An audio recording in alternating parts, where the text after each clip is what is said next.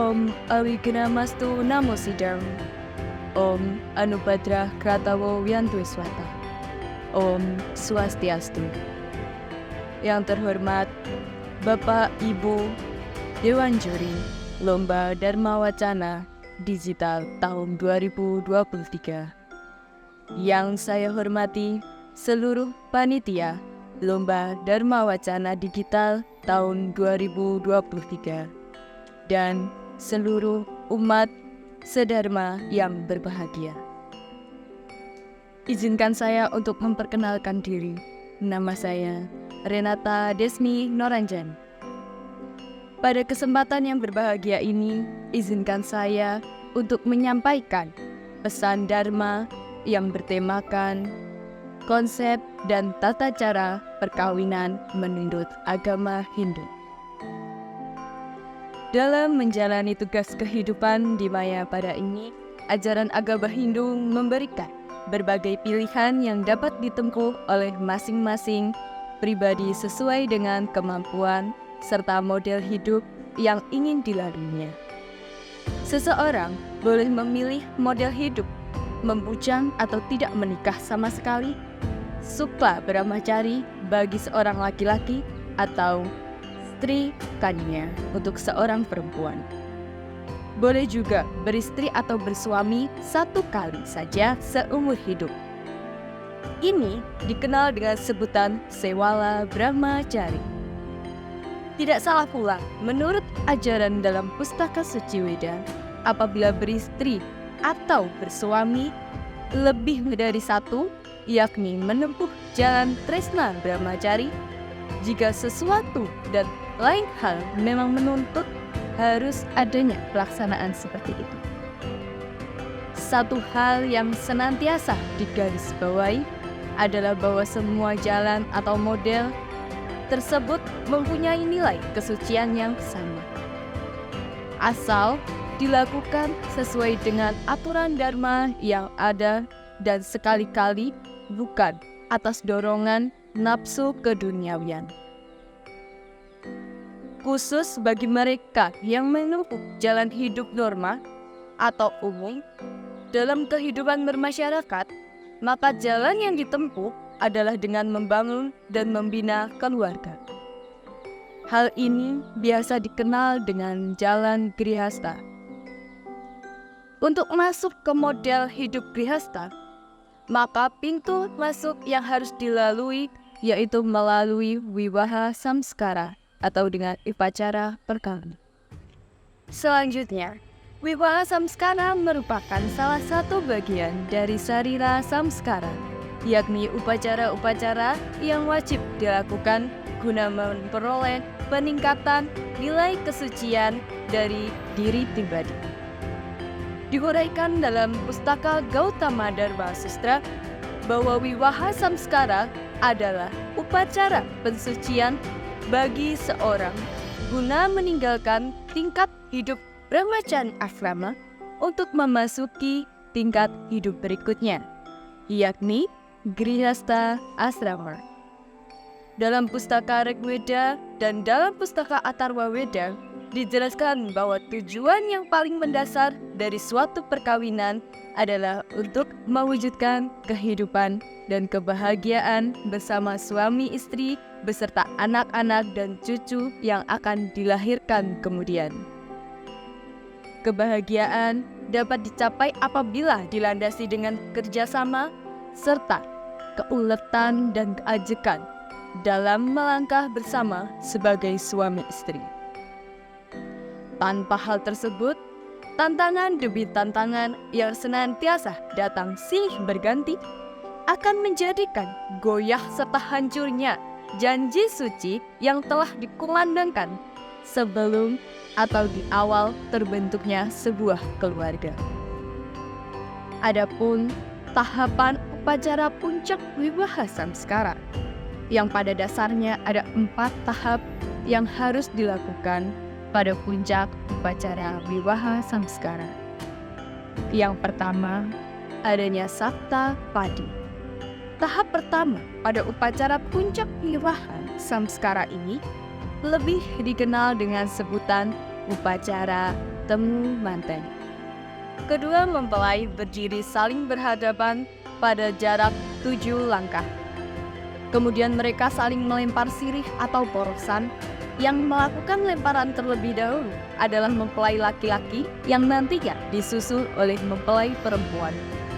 Selanjutnya, mempelai laki-laki menyongsong atau menjemput mempelai perempuan dalam jarak 7 langkah tadi.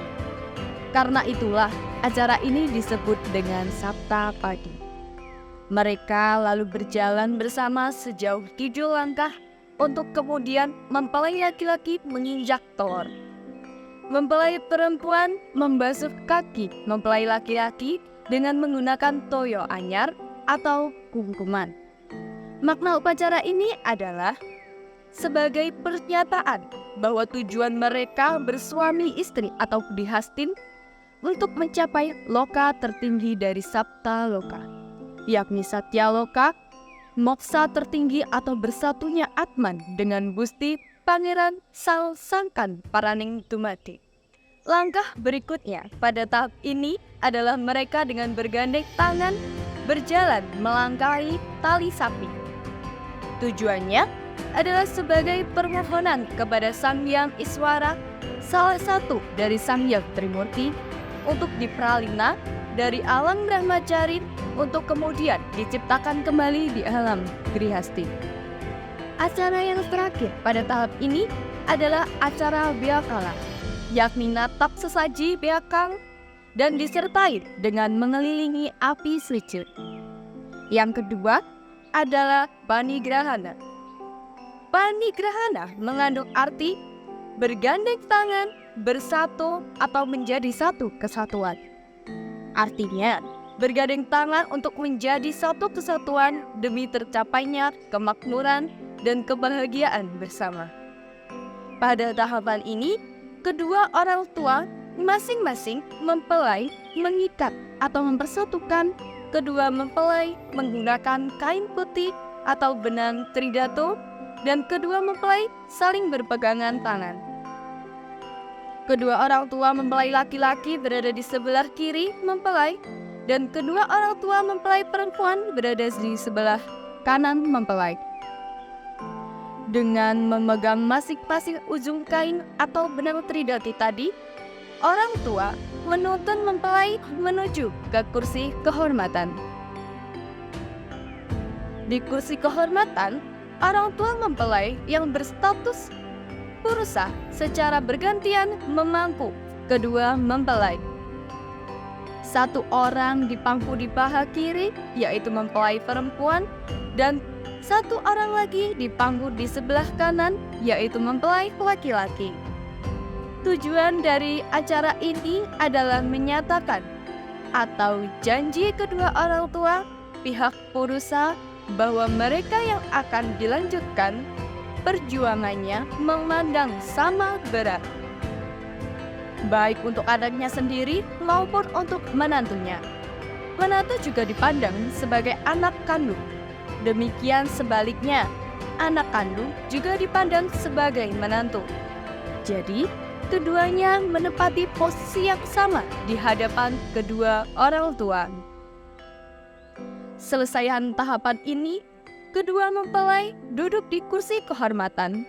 Kemudian kedua orang tua menyerahkan nasi lengkap sebagai simbol penyerahan tanggung jawab rumah tangga. Kedua mempelai selanjutnya saling suapan nasi, yang maknanya adalah senantiasa bekerja sama seerat-eratnya dalam menyelesaikan beban dan tanggung jawab dalam rumah tangga. Kemudian yang ketiga ada Laja Homa. Upacara Laja Homa dikenal juga dengan istilah Wiwaha Homa. Saat tersebut merupakan kali pertama kedua mempelai melakukan sembahyang dalam kedudukannya sebagai seorang grihastin. Kedua orang tua mempelai laki-laki juga kedua orang tua mempelai perempuan secara bersama-sama melungsur api suci yang telah dimohon oleh Sang Sulingkih untuk dinyalakan pada tempat yang telah disediakan. Api suci inilah yang selanjutnya digunakan untuk upasaksi seluruh umat Hindu yang hadir guna melakukan puja bakti. Api suci tersebut dikenal dengan sebutan Grihaspati Agni, yakni Agni Upasaksi Wiwaha. Kemudian yang keempat ada Mejaya Jaya. Tahap ini merupakan tahap yang terakhir dari puncak Wiwaha Samskara, di mana sang Sulinggih menguncari kedua mempelai dengan puja Mrityunjaya Mantra. Tujuannya adalah untuk memperoleh anugerah Dirga Yusar, atau dengan panjang umur dan dirgahayu, senantiasa mendapat keselamatan, serta langgengnya ikatan suami istri pada keluarga yang baru saja diresmikan tersebut. Nah, yang terakhir adalah tujuan memasuki Grihastha Asrama, yang merupakan konsep dasar yang harus dipegang oleh setiap orang, bahwa memasuki atau berada di dunia Grihastha bukanlah suatu hal yang mudah, bukan merupakan hal yang lebih menyenangkan jika dibandingkan dengan jenjang kehidupan Brahmacari. Banyak sekali hal yang sulit yang harus dihadapi dan dilalui oleh mereka yang berada dalam jenjang hidup berkeluarga yang justru tidak terpikirkan sebelumnya. Namun demikian, karena jalan ini merupakan hutang bagi mereka yang ingin menempuh model kehidupan yang normal, maka mau tidak mau harus diterima dan dijalani dengan penuh rasa bakti. Seperti yang telah diuraikan sebelumnya, bahwa tujuan dasar dari membentukkan suatu keluarga adalah untuk mencapai kebahagiaan bersama. Mencapai kebahagiaan membutuhkan kerjasama serta keuletan dan keajekan dalam melangkah yang bersama. Tanpa hal tersebut, tantangan demi tantangan yang datang silih berganti akan menyebabkan goyahnya dan bahkan runtuhnya janji suci yang telah dikumandangkan bersama. Dalam Pustaka Suci Manawa Dharma Sastra telah diuraikan dan ditegaskan secara terperinci bahwa hal dasar yang dijalani dan sekaligus menjadi tujuan dalam kehidupan berkeluarga, yakni yang pertama ada Dharma Sanvati, bahwa keduanya suami istri secara bersama-sama melaksanakan kewajiban dharma. Salah satu di antaranya adalah menyelenggarakan Panca Mahayatnya. Disebutkan pula bahwa dalam keluarga, istri adalah pelaksana Panca Mahayatnya, sedangkan suami adalah penanggung jawab terlaksananya yatnya tersebut. Panca Mahayatnya yang paling inti dan rutin harus dilaksanakan adalah Yatnya Sesa, yang salah satu fungsi utamanya adalah sebagai penebusan terhadap Panca Suna, yaitu 5 macam dosa yang tidak dapat dihindari dalam kehidupan rutin sebagai grihasti. Yang kedua adalah praja.